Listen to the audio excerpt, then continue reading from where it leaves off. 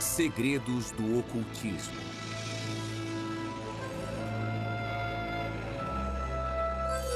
Os cientistas.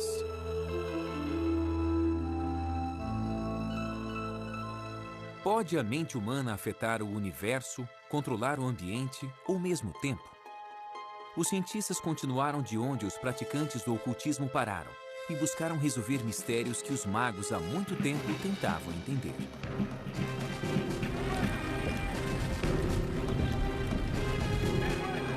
17 de março de 1863.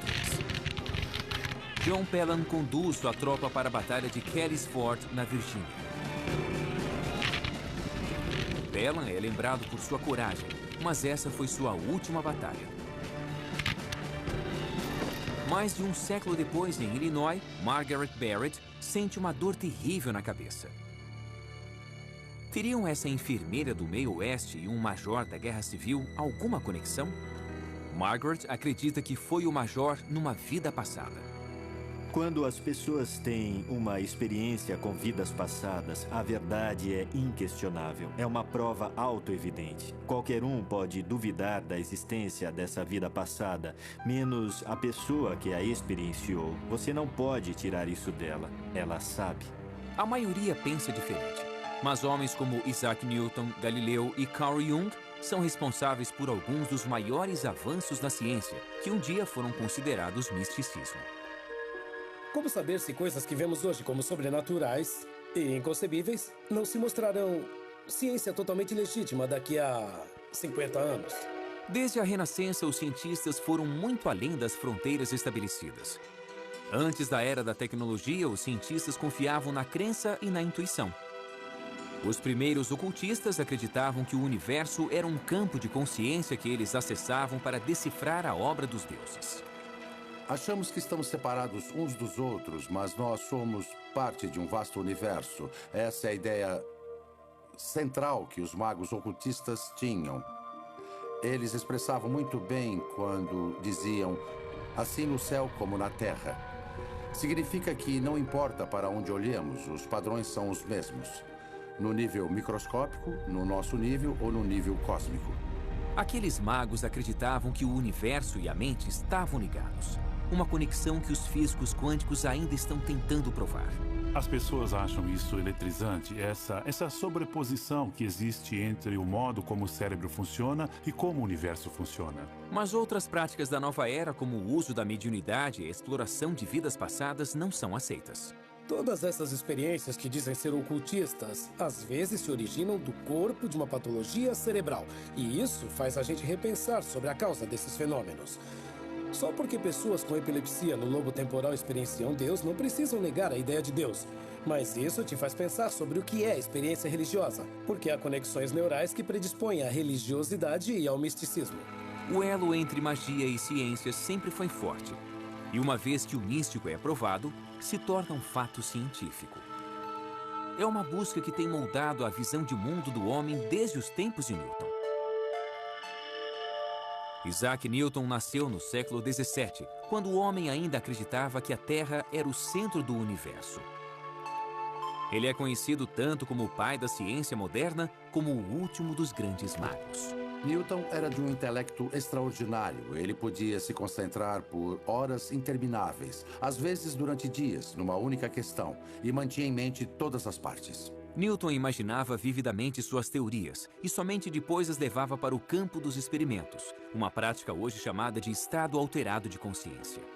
As pessoas podem fazer isso ao correr ou se exercitar.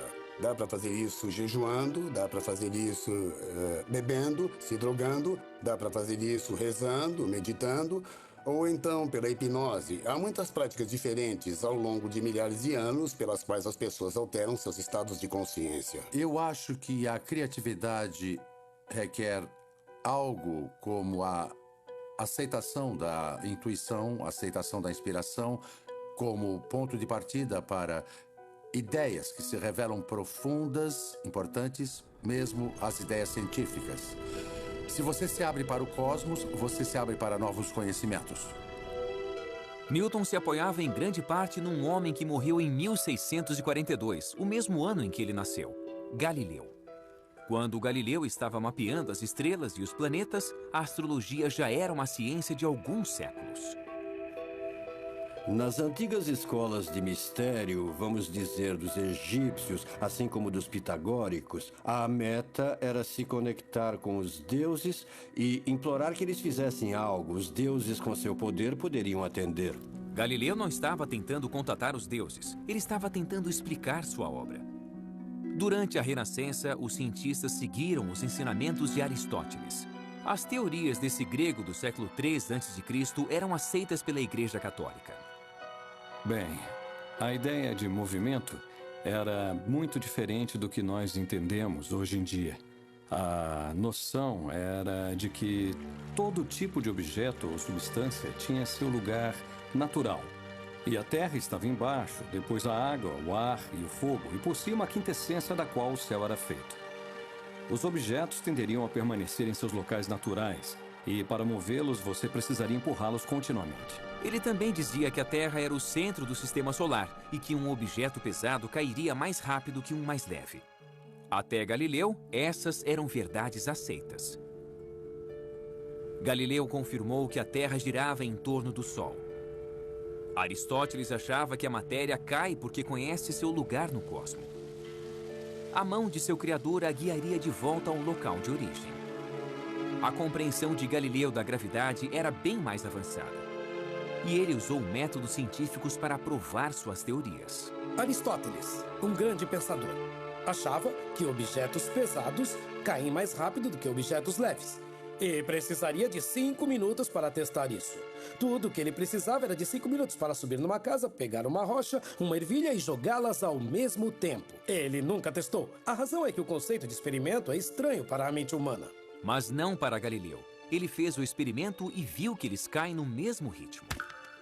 É por isso que pensamos em Galileu como um grande gênio. Porque ele mesmo disse, podemos fazer perguntas sobre a natureza, não ter noções pré-concebidas. Podemos começar nos perguntando, o que acontecerá se eu jogar a rocha e a ervilha? E veja só, ele descobriu algo contra-intuitivo, que qualquer um pode testar e verificar. Galileu desacreditou completamente a sagrada visão de mundo aristoteliana endossada pela Igreja e pagou caro por isso. Os cardeais da Inquisição rejeitaram suas teorias. Ele continuou publicando e por isso foi considerado culpado por heresia. Galileu foi condenado à prisão domiciliar em 1633 e passou o resto da vida sob a vigilância da Inquisição. Levou 350 anos para a Igreja admitir que estava errada. Nesse meio tempo, Newton havia confirmado as conclusões de Galileu. Isaac Newton era fascinante. Ele nasceu num dia de Natal, era filho de uma viúva. Ele foi criado em um ambiente um tanto austero até sair para a universidade e jamais abandonou a academia. Ele estudou pelo resto da vida. Desde jovem, estudou tudo que havia disponível para estudar. A Renascença havia se alimentado da redescoberta de textos perdidos dos antigos gregos e dos ocultistas. Acadêmicos como Newton se empenhavam para descobrir novas ideias na ciência, religião e magia. Newton não era apenas um cientista, era um alquimista declarado. Muitos dos homens mais brilhantes da história, inclusive Isaac Newton, foram para a alquimia, foram atrás de várias questões ocultas porque queriam descobrir como as coisas funcionam e queriam ir tão longe quanto precisavam para satisfazer suas mentes curiosas.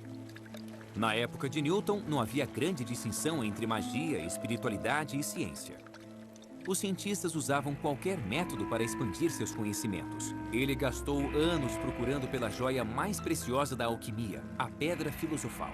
A pedra não era uma gema concreta, mas um nível mais elevado de consciência que levaria a novas descobertas científicas e espirituais.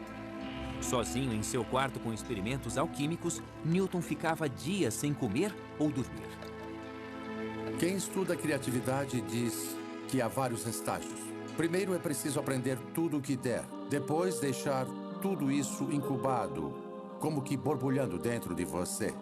Depois vai se tornar algo como uma inspiração. Era o que os alquimistas tentavam fazer na época e o que Newton fez com tanto sucesso.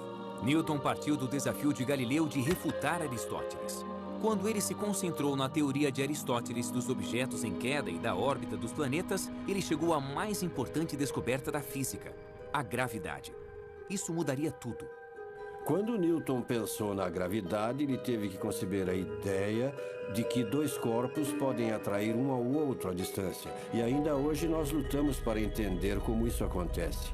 Quero dizer, como é que o Sol sabe que Júpiter está ali? Ninguém sabe. O ramo emergente de cientistas empiristas se sentiu desconfortável com a ideia de que um objeto pode afetar outro objeto sem tocá-lo, sem estar conectado com ele de algum jeito.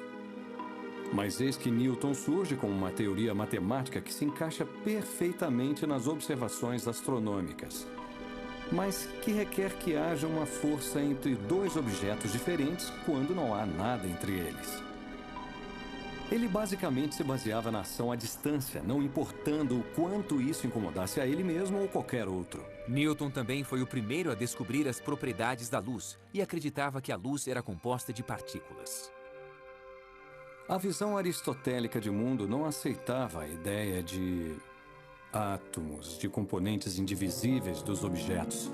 Mas fica bem claro nos textos de Newton sobre a luz que ele teve algumas ideias definidas sobre isso.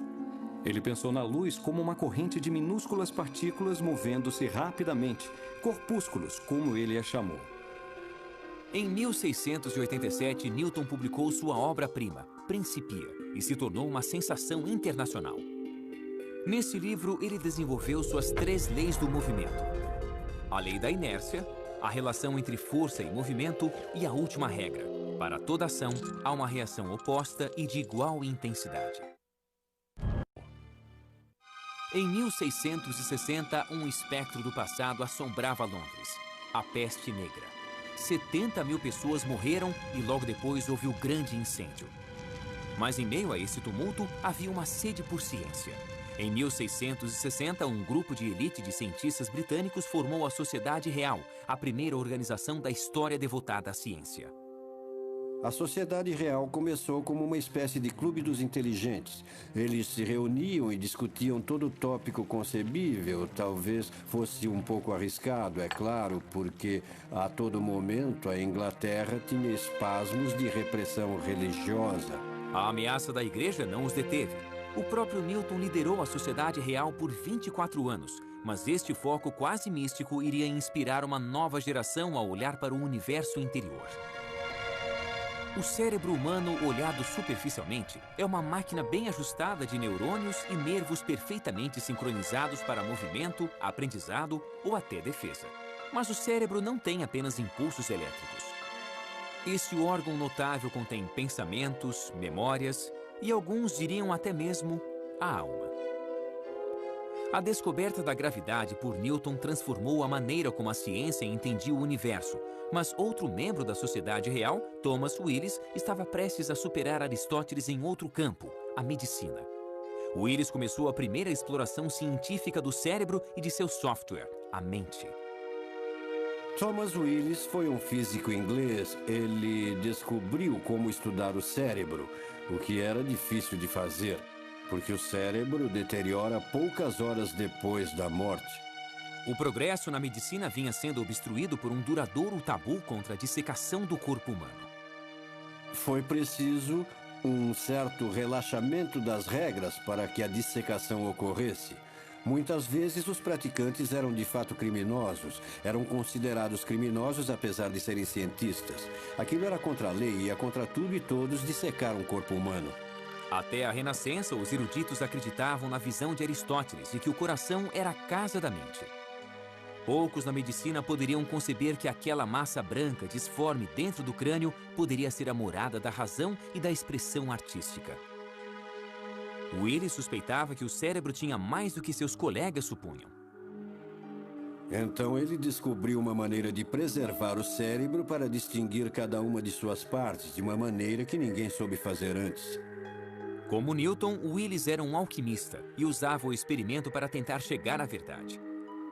Willis foi o primeiro a dissecar os nervos que levam ao cérebro.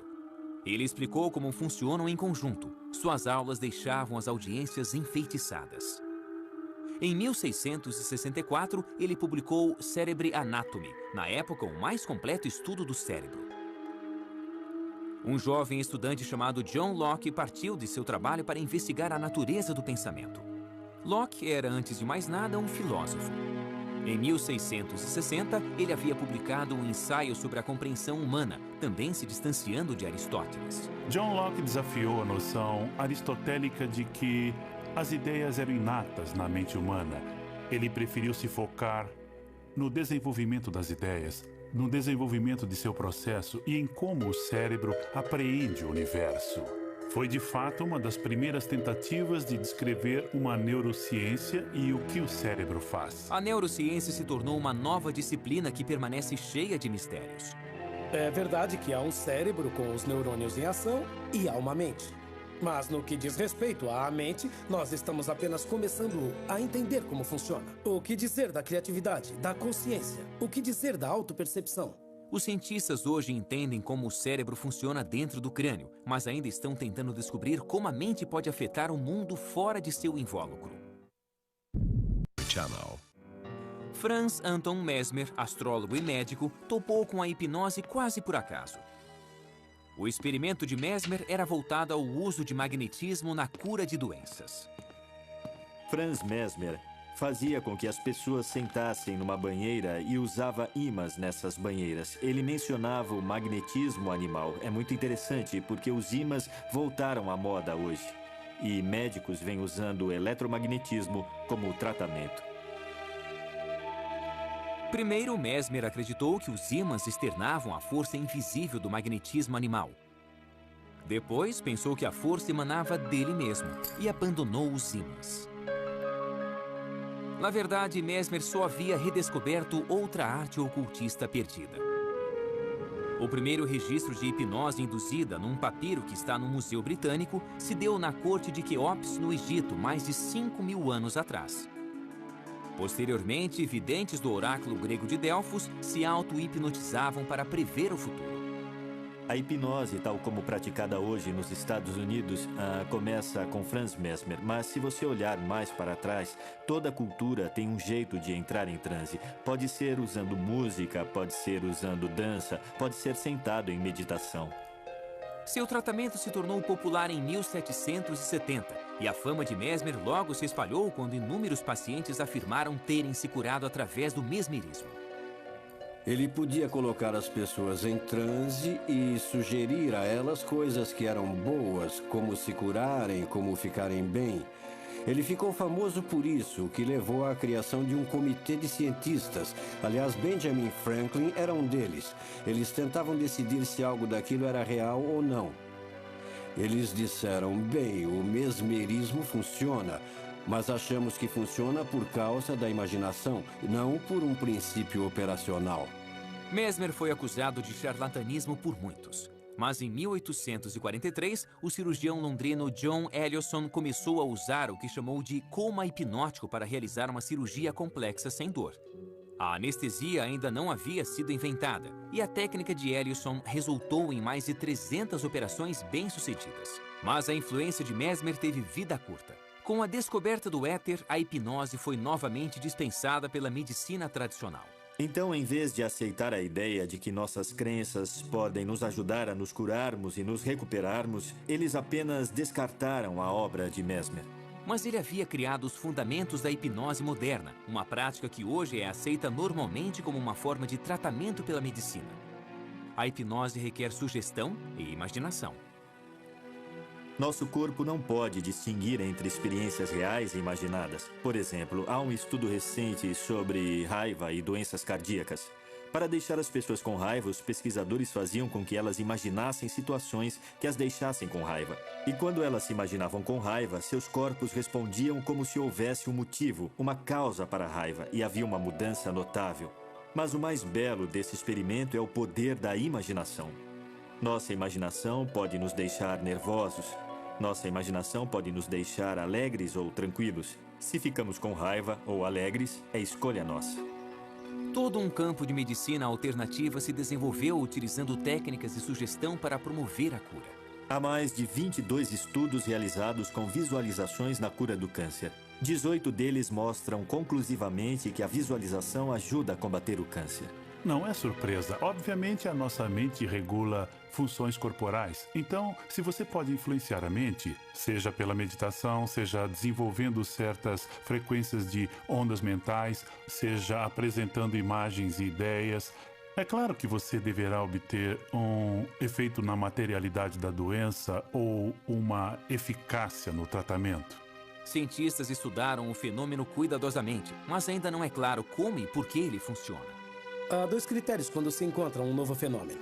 Um é, ele se encaixa no panorama do que sabemos em ciência ou sobre a mente? O segundo é, pode repeti-lo? A hipnose é rejeitada pela primeira razão, que não é o melhor motivo. Ou seja, como situá-la no que sabemos sobre mente e cérebro? O que é hipnose? Como você entra na mente de alguém e o faz abanar a mão ou agir como um bobo? Não faz sentido. Rejeite. Mas e o segundo critério, repetibilidade?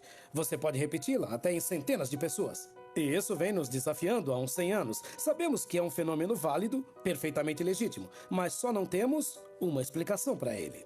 Antes de Mesmer, os médicos lutaram por séculos para entender os problemas que eles viam em seus pacientes e que não podiam ser explicados pela ciência médica da época.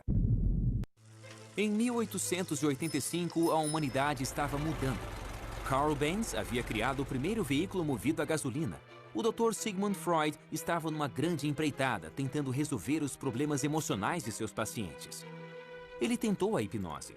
Colocando seus pacientes em transe, ele descobriu que eles se lembravam de traumas do passado. Os físicos haviam desenvolvido uma nova compreensão sobre a energia. Ela não podia ser destruída, apenas transformada. Freud se inspirou nessa descoberta. Ele era brilhante, tinha opiniões firmes e era um grande estudioso. Então, ele olhou à sua volta e viu um conhecimento sistematizado que ganhava força no que era chamado de ciência natural e que depois se tornou a física. Ele pegou aquelas metáforas e as passou para a psique. Freud descobriu o inconsciente. Ele viu a personalidade humana como um sistema de energia psíquica. A energia que não se expressava conscientemente se desviava para o inconsciente do paciente, criando as neuroses. Freud identificou a energia sexual reprimida como a causa de toda doença mental. E as ideias dele ainda estão muito em voga. Ainda pensamos em como nossos desejos mais profundos são reprimidos e suplantados por outras motivações. É a extrapolação freudiana do modelo físico para o domínio psíquico. Freud inventou a psicanálise como um método para liberar os traumas sexuais enterrados no inconsciente.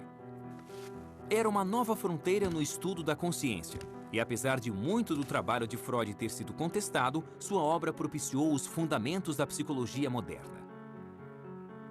Conservador, Freud jamais se deixaria identificar como um ocultista, mas um de seus seguidores provaria ser tanto um pioneiro nessa área quanto um praticante de ocultismo.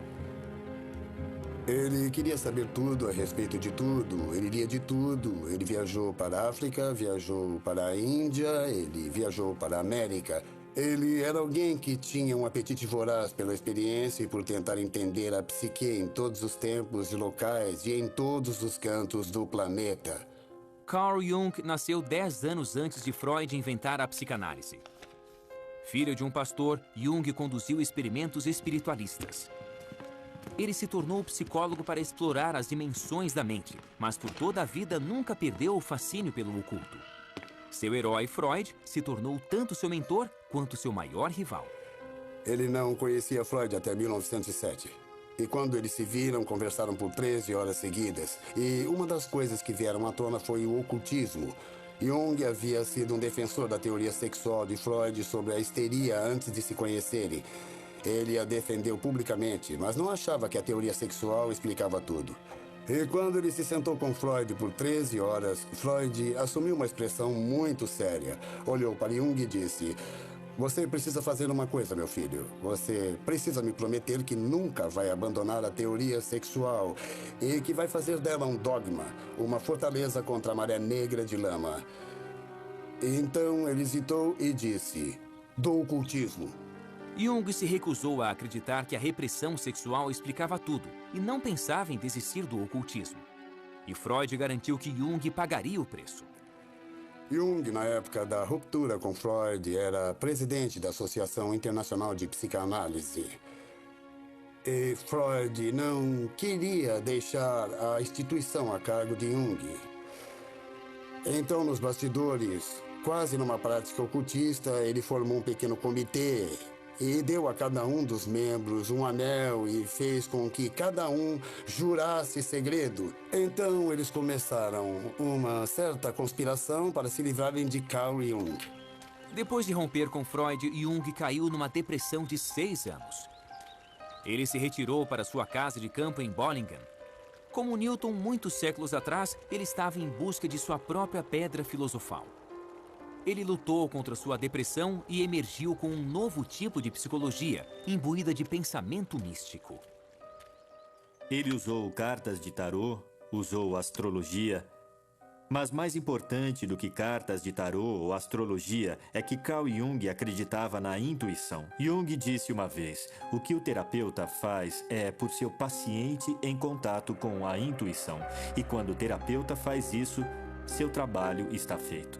Durante seu retiro, Jung concluiu que era pela astrologia, a alquimia, a mitologia e o I Ching que os primeiros magos investigavam a consciência humana. E deu seu grande salto, vendo a psique como um campo de energia muito maior do que a personalidade individual.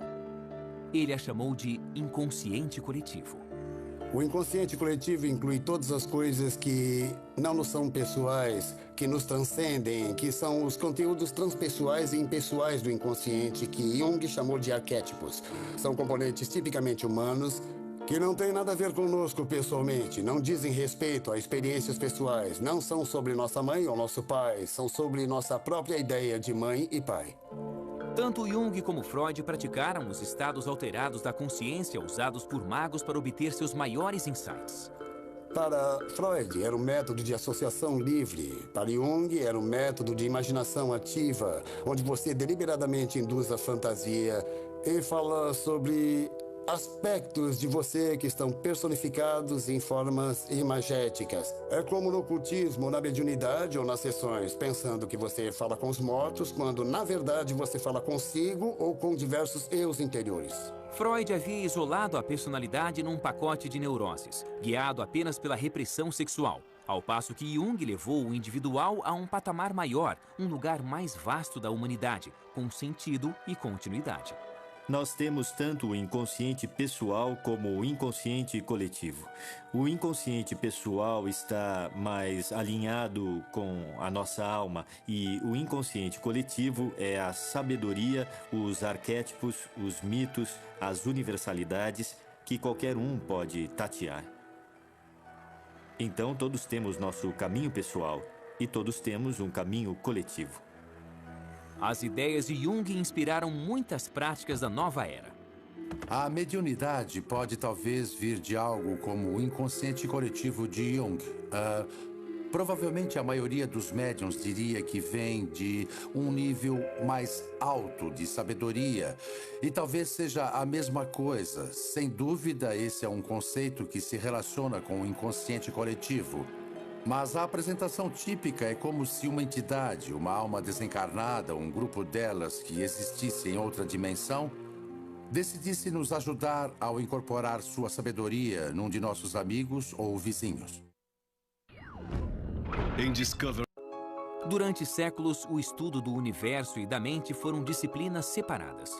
Em 1905, com 30 anos de idade, Jung conheceu um jovem alemão que trabalhava como escriturário num escritório de patente suíço, Albert Einstein. De certa forma, Einstein tinha um coração místico. Quando criança, ele havia observado os movimentos da agulha de uma bússola e jurou que um dia iria conhecer a mente de Deus. Como Newton, ele entrava em estados alterados da consciência que chamava de exercícios mentais e intuitivamente chegou às suas descobertas. Somente mais tarde, Einstein iria retomá-las com fórmulas e provas. Naquele ano, Einstein publicou 5 artigos sobre a nova física no jornal Annalen der Physik. Teorias que reescreviam as regras do universo. Nelas, ele apresentou a teoria da relatividade, defendendo que tempo e espaço são relativos, conceitos mutáveis, não absolutos. Newton desenvolveu aquelas maravilhas, a lei do movimento, da gravidade e outras que pareciam funcionar como um relógio, e deixou todo mundo contente, por mais revolucionário que fosse na época. Porque descobria-se que o mundo, o universo, era como um relógio gigante e que tudo funcionava de maneira ordenada. Einstein apareceu e disse, bem, isso pode ser assim, mas também é relativo. E virou tudo de ponta cabeça de novo. Nas notas autobiográficas de Einstein, ele pedia a Newton que o perdoasse por revolucionar a ciência da física. Einstein, enfim, resolvia a contradição que Newton havia observado no comportamento da luz. A luz age como uma onda, mas às vezes age como partícula, e no processo ele finalmente provou a intuição de Newton a respeito da existência de átomos. O efeito fotoelétrico, como é chamado, se você direcionar um feixe de luz contra uma peça de metal, vai arrancar elétrons. E a teoria das ondas não dá conta dos detalhes de como isso acontece. Então veio Einstein, em 1905, e foi capaz de demonstrar o efeito fotoelétrico perfeitamente ao dizer que, quando a luz interage com o metal, chega em diferentes feixes de energia que dependem só da frequência da luz, não de sua intensidade. Então ainda é uma onda, pois frequência é um conceito de onda, mas age como partícula. Anos depois, Jung registrou que o gênio de Einstein havia influenciado todo o seu trabalho intelectual. E a teoria fotoelétrica de Einstein dava os fundamentos para futuras contradições no mundo subatômico da física quântica. A consciência parecia afetar o universo. Einstein tinha uma convicção basicamente filosófica, de que a teoria da física poderia ser completa, de que se você souber tudo o que há para saber sobre um sistema, você pode prever tudo o que vai se passar dali em diante. Na física quântica não há absoluto. Tudo muda de acordo com a observação. Há uma frase famosa de Einstein que é: Deus não joga dados com o universo, que ele repetiu tantas vezes que um de seus colegas, não sabemos quem, disse: dá para parar de dizer a Deus o que fazer? Einstein rejeitou a física quântica, mas a física quântica não poderia ser ignorada. Os conceitos do ocultismo iriam ajudar a entender algo sobre esse território não mapeado. Para o novo ramo de físicos quânticos, a própria mente tinha um papel integral. O comportamento da matéria depende completamente do observador. A ideia de que a física ou de que a realidade física é, de certa forma, um construto da mente ou que dependa dela, é certamente uma das maneiras de se interpretar a mecânica quântica, e esse é um dos motivos pelo qual se gera tanta discussão, porque algumas pessoas gostam muito dessa ideia e outras detestam. Os físicos quânticos chamam isso de problema do observador. Se apenas seres conscientes podem ser observadores, então estamos intimamente conectados à própria existência da realidade. Sem nós, haveria apenas uma superposição de possibilidades em expansão, com nada definitivo acontecendo de fato. 15 anos depois da publicação dos artigos revolucionários de Einstein, Wolfgang Pauli, mal saído da adolescência, escreveu uma exposição brilhante da teoria da relatividade de Einstein. Os dois pioneiros da mecânica quântica, Max Born e Niels Bohr, encorajaram Pauli a se juntar a eles em seu campo. As grandes questões se tornaram a obsessão de Wolfgang Pauli.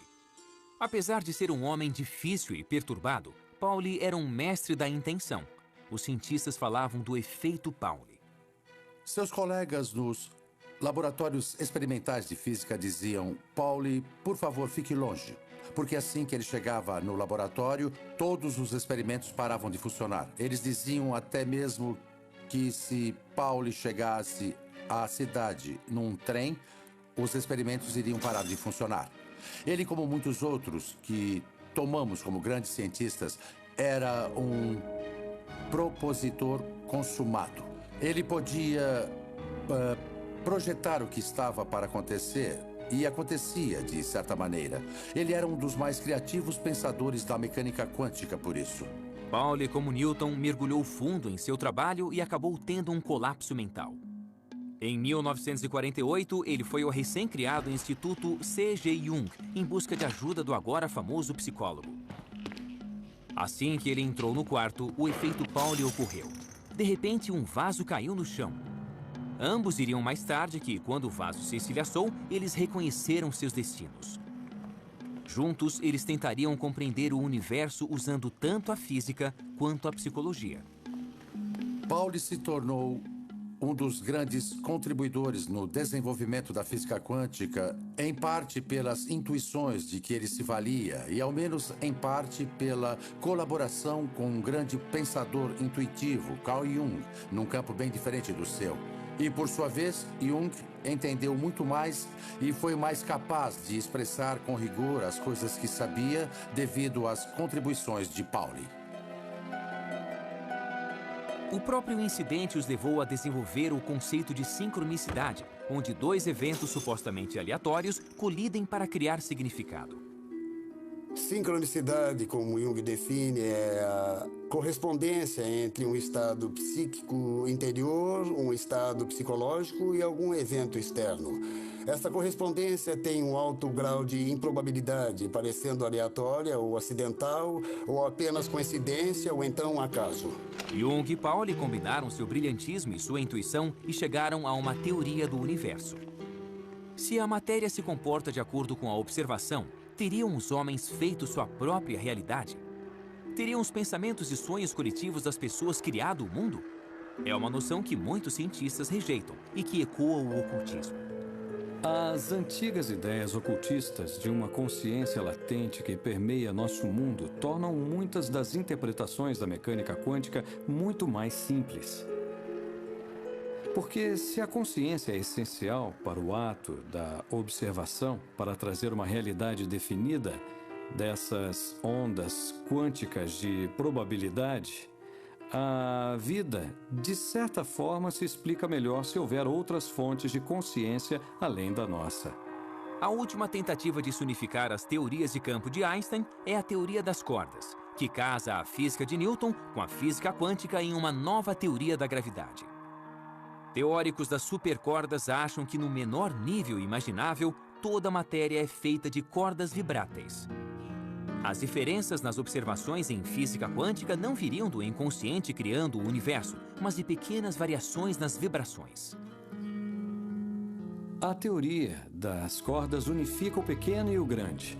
Nós temos a teoria de Einstein da relatividade geral, que é uma teoria para a força gravitacional e funciona muito bem para explicar o universo em larga escala. Nós temos a mecânica quântica, que é a teoria do muito pequeno, que também funciona extremamente bem. O problema é que essas teorias não são compatíveis. Você não consegue chegar a uma teoria de gravidade quântica por nenhuma das abordagens convencionais. A teoria das cordas parece extremamente promissora porque é essencialmente uma teoria quântica. Se for provada, implica num fascinante reino de universos paralelos e múltiplas dimensões. O que a teoria das cordas faz elegantemente é dizer, ok, existem essas coisas minúsculas chamadas cordas de que são feitas todas as outras partículas que existem no universo. E essas cordas são apenas energia. Portanto, se nós descemos para a mais minúscula partícula ou menor elemento do que existe, já que se trata apenas de energia, podemos pensar em nós mesmos como mera energia, o que seria satisfatório para muita gente. Pode-se ver isso de uma maneira religiosa, química ou física. Mas essas teorias talvez nunca sejam provadas. Os cientistas afetaram nosso mundo com um trabalho que no começo parecia magia. Em 1895, Conrad Rankin fazia experiências com raios catódicos quando notou um brilho verde numa tela pintada em sua bancada. Mas o raio catódico estava coberto com papel preto, o que significa que os raios invisíveis atravessaram o objeto sólido. Investigando mais, ele descobriu que os raios podiam atravessar a pele, revelando os ossos da mão de sua esposa.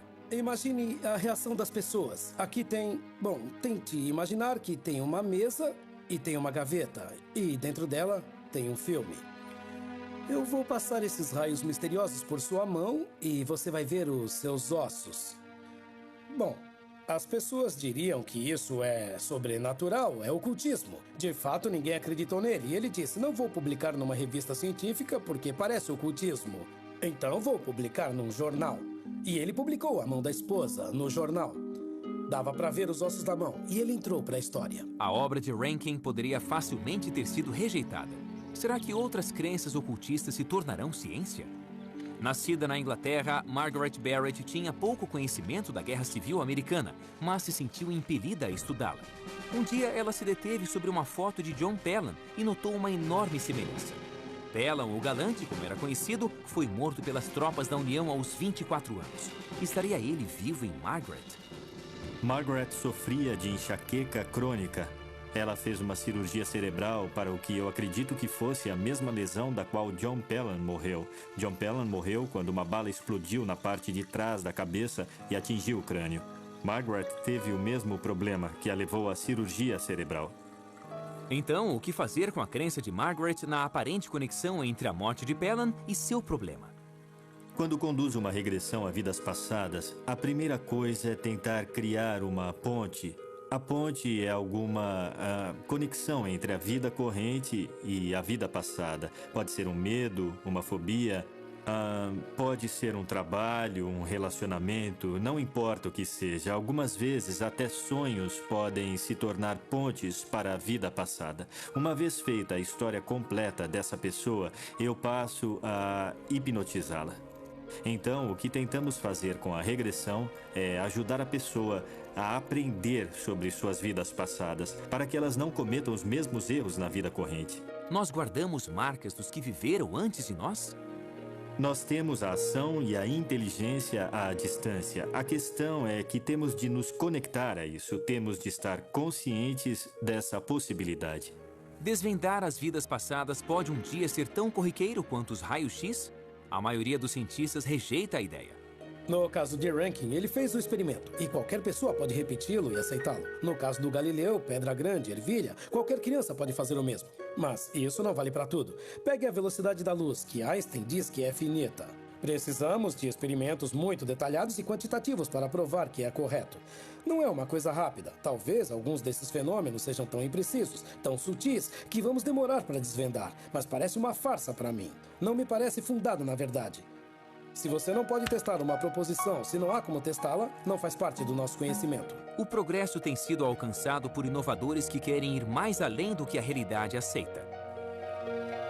De maneira interessante, é como se a evolução fosse um tipo de revolução, podemos dizer, pois ela revolve sempre o mesmo tipo de ideias, expressas de maneiras diversas, com novas ferramentas para sondar mais profundamente o âmago do conhecimento. Mas, feitas as contas, nós estamos ainda olhando para o mesmo quadro, o mesmo universo, com a esperança de refinar um pouco mais a compreensão. Nós ainda trabalhamos de mãos dadas com os antigos magos.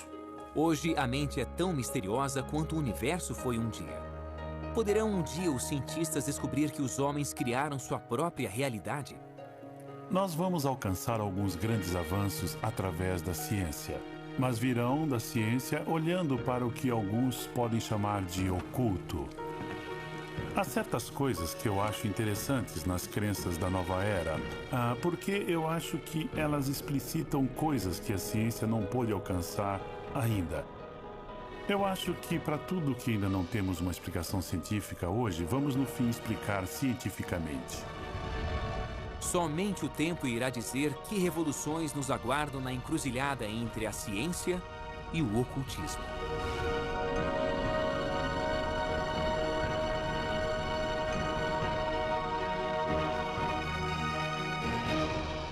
Versão brasileira, Tempo Filmes, São Paulo.